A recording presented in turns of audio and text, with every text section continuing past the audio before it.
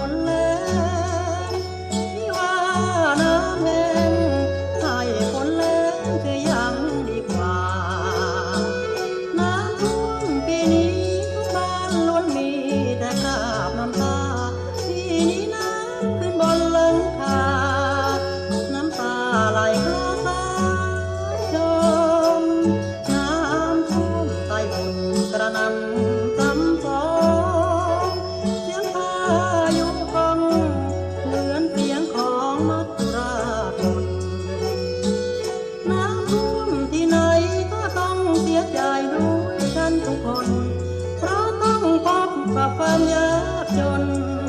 เหมือนคนหมดเนื้อกินตัวบ้านที่ก็ถูกน้ำท่วมเหมือนกันที่ประจวบคีรีขันธ์เหมือนกันไปทุกครอบครัวพื้นนาก็ร่มไรแตงก็จมเสียหายไปทั่วที่จริงเหมือนคนหมดตัวแล้วนะแก้วตา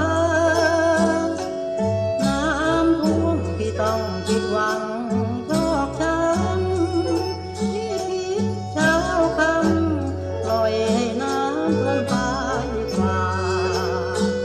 น้องอยู่บ้านนอนช่างไม่ทนถึงพี่สักครา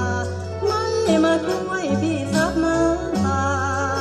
ไม่มามองพี่บ้าง